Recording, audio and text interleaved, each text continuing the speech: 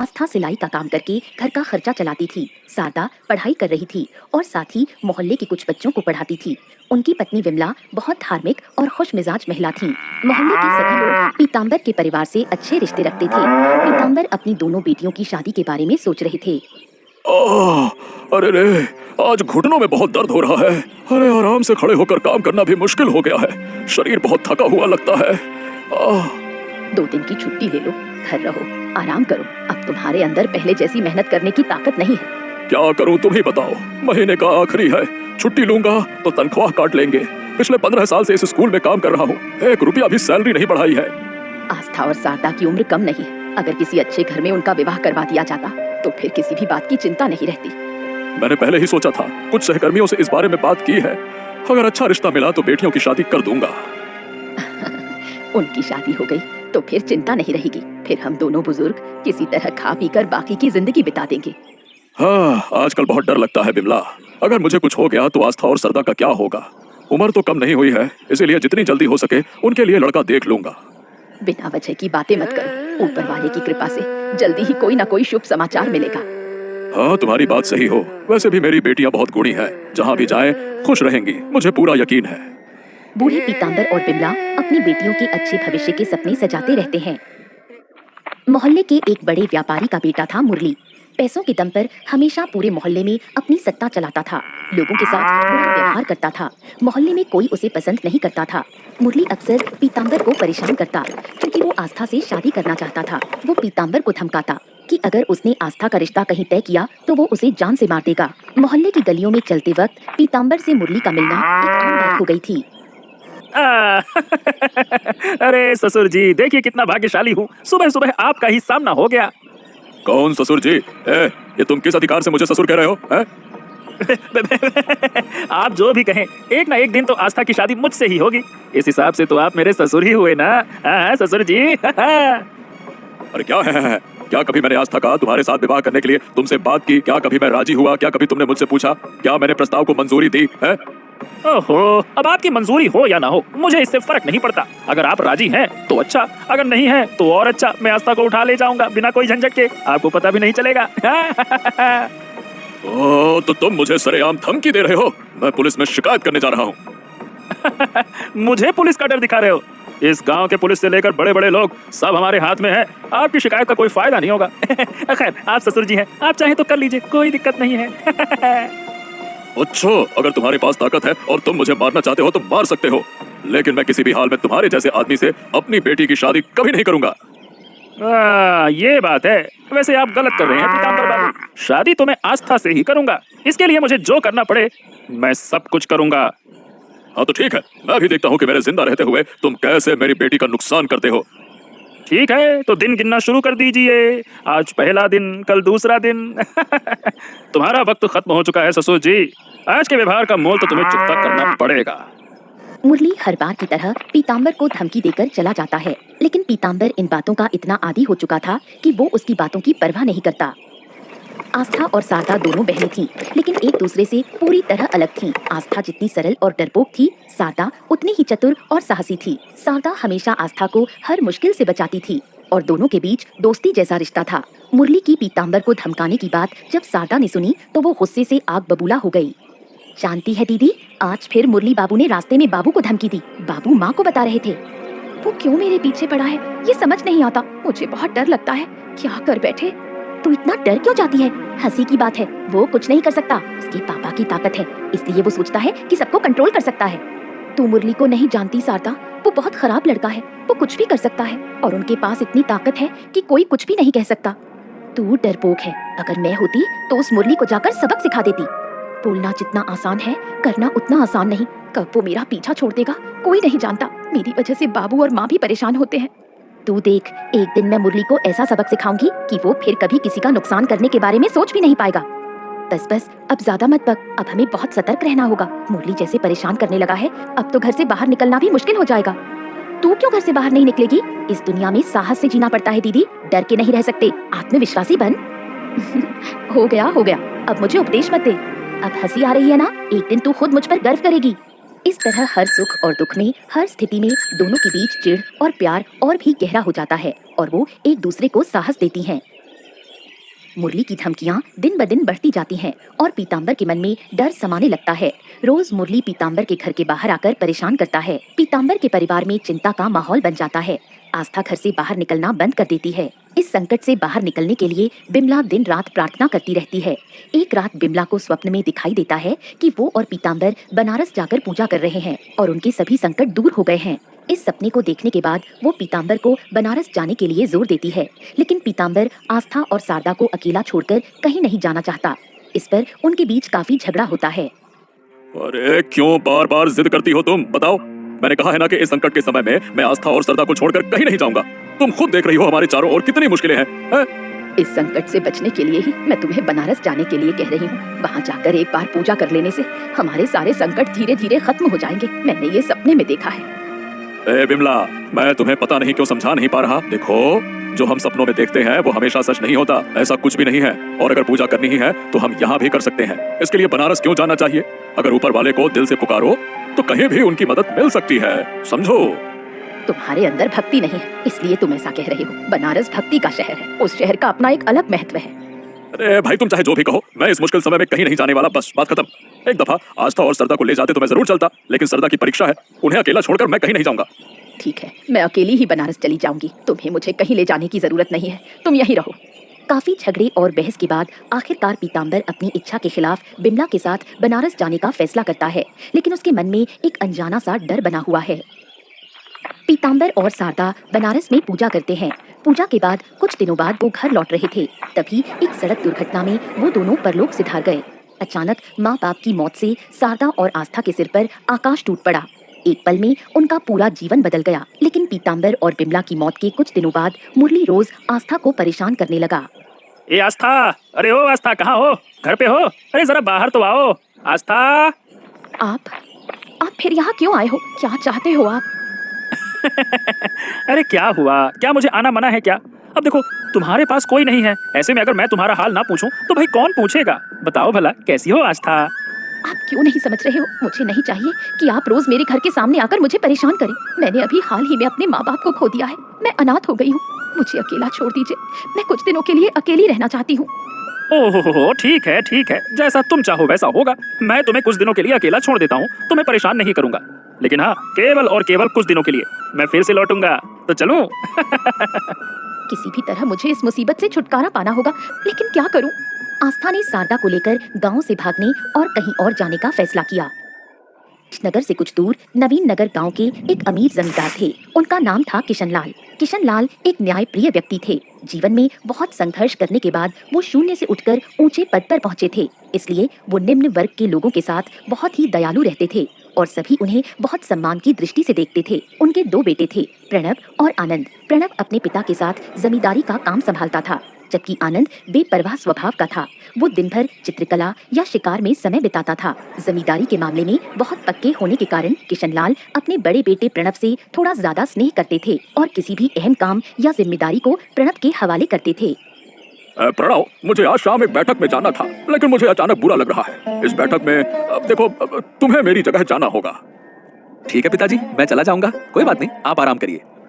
हाँ भाई, देखो तुम्हें कितनी मेहनत करनी पड़ती है। रोज रोज इतने सारे कामों को संभालते हो, लेकिन क्या कर सकते हैं। तुम्हारा छोटा भाई तो तुम्हारी तरह नहीं है। उसका पूरा दिन चित्र बनाने और जंगल में घूमने में गुजरता है। क्या मूर्ख लड़का है।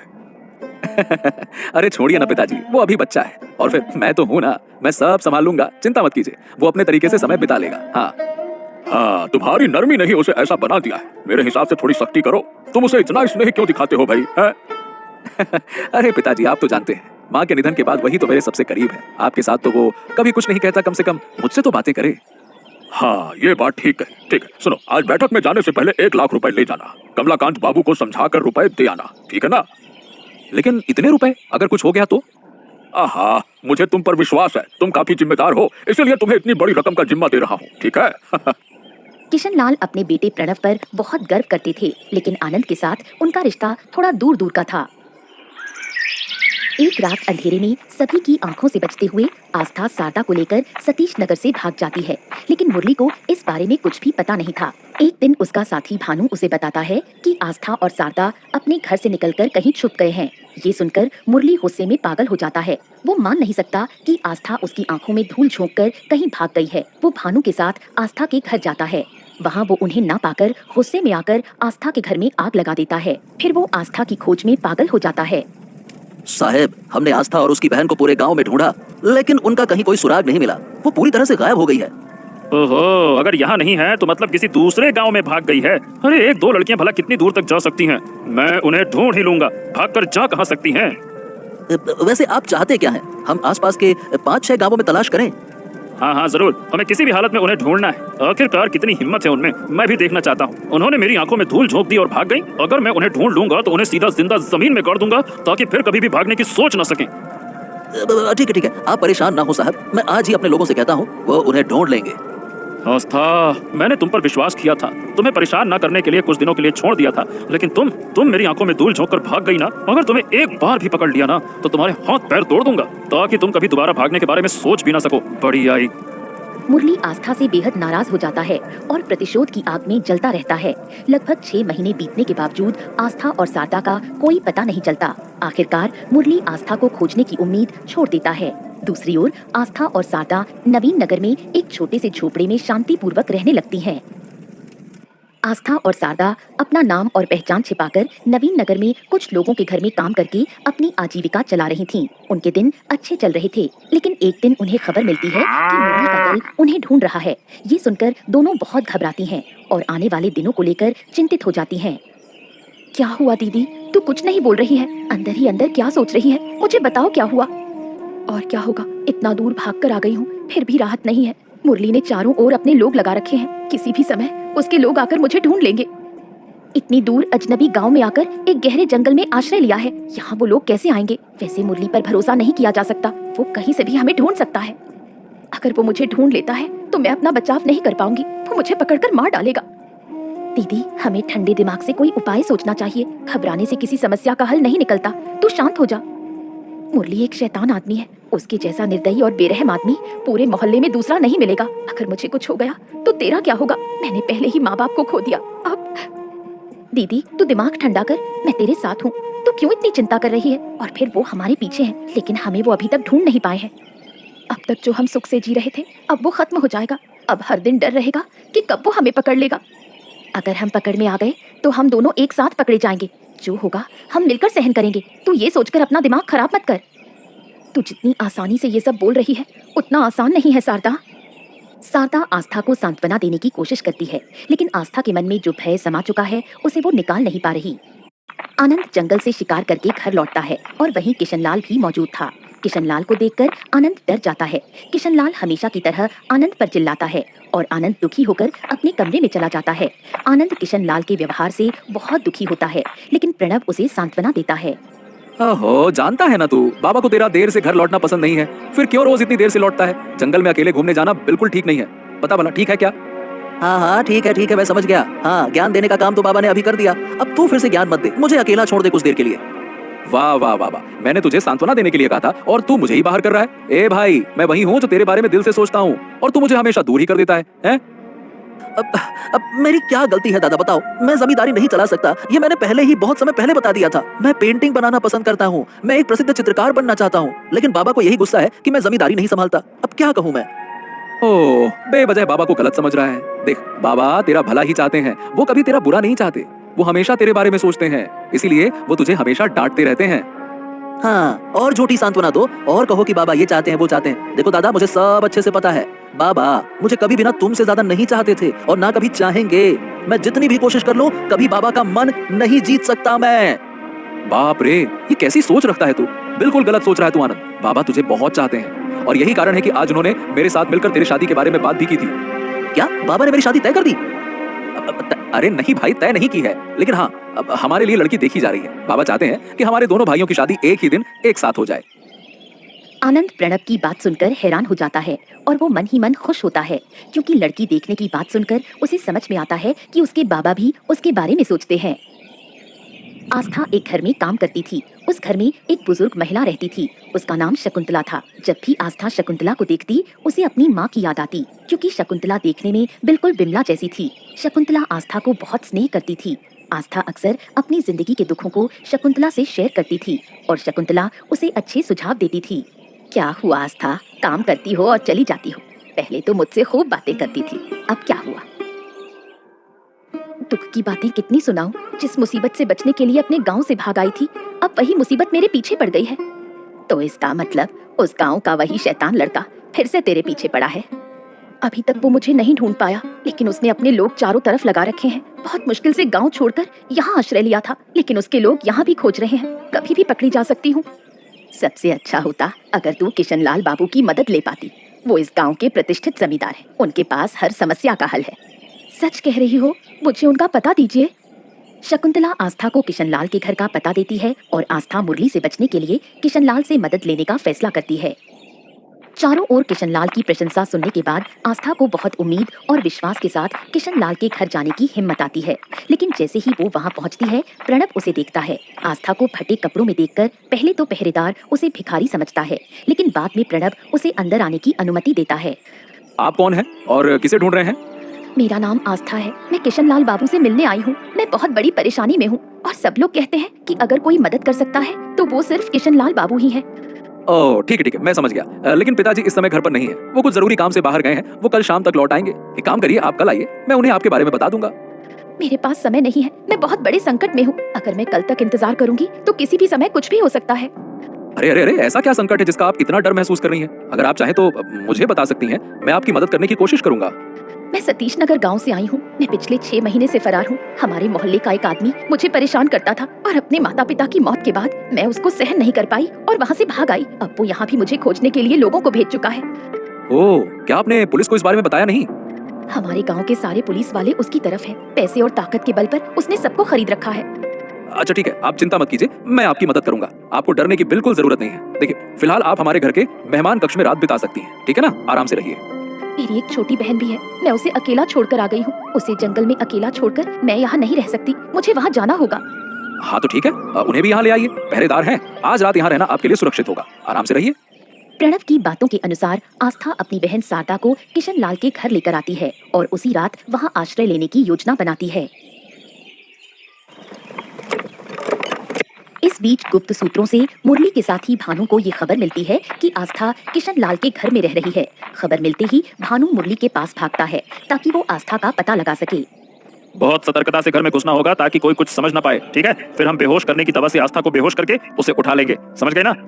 हाँ हाँ, आप चिंता बिल्कुल ना करें। उस घर में मेरा एक परिचित पहरेदार है, वो मेरी मदद करेगा। मैंने उसे सब बता दिया है कि आज हम रात जाएंगे, इसीलिए वो पहले से ही दरवाजा खोल कर रखेगा। हाँ चलो ये बढ़िया है। उसने मेरी आंखों में धूल झोंकी, आज मैं उसे पकड़ लूंगा और पकड़ने के बाद उसके पैर तोड़कर चूर चूर कर दूंगा। उसे ऐसी कठोर सजा दूंगा ना।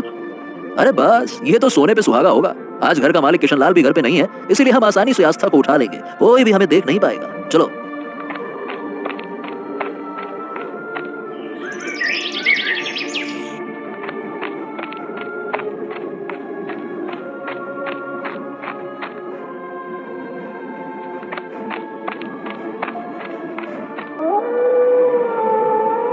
हाँ, आखिरकार 6 महीने की खोज के बाद हमने आस्था को ढूंढ ही लिया। लेकिन अब हमें करना क्या चाहिए? मतलब कहाँ जाएंगे इसको? अरे हम फिर से सतीश नगर जाएंगे और वहां जाकर मैं उससे शादी करूंगा। बस उसकी होश वापसी का इंतजार करना होगा। फिर उसे तो मुझसे ही शादी करनी होगी। और अगर वो शादी नहीं करती ना, मैं उसे मार डालूंगा। ये सही है। मैं सतीश नगर जाकर आपकी शादी की तैयारियां कर दूंगा। सब कुछ एकदम धूमधाम से होगा, मजेदार, जैसा बाकी सबकी शादी होती है। मुरली आस्था से जबरन शादी करने की तैयारी करता है, जबकि आस्था बेहोश पड़ी थी और मुरली उसके होश में आने का इंतजार कर रहा था।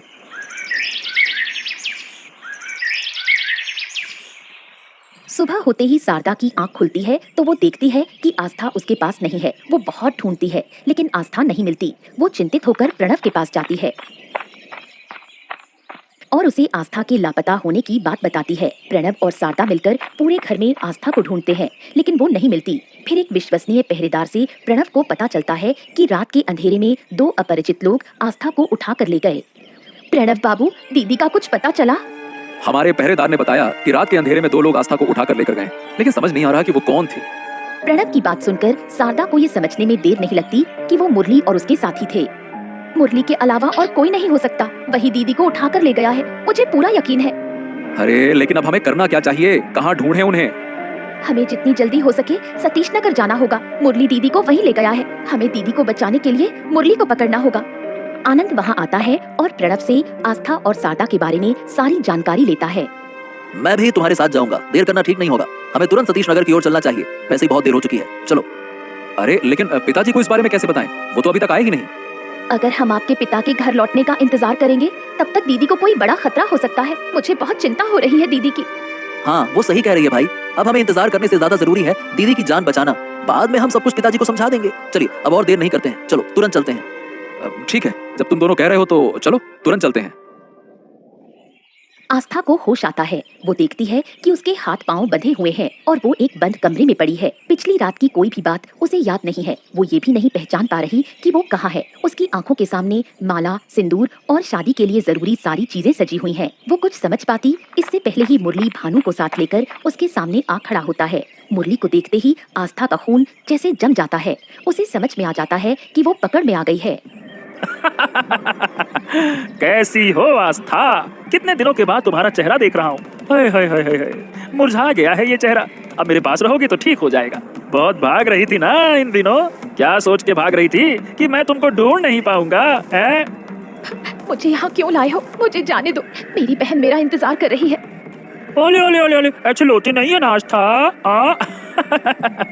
इतने महीनों से ढूंढ रहा था, आखिरकार तुम्हें ढूंढ ही लिया। अब क्या तुम्हें इतनी आसानी से छोड़ दूं? छोड़ना तो मुमकिन नहीं है, क्योंकि अगर छोड़ा तो फिर से भाग जाओगी। वो तो मैं होने ही नहीं दूंगा। अच्छा देखो, ये सारी तैयारियां मैंने कर दी हैं। साड़ी, गहने, माला, शादी के लिए जो चाहिए सब ला दिया है। आज यही हमारी शादी होगी। अरे हंसो भाई, खुश हो जाओ, शादी हो रही है।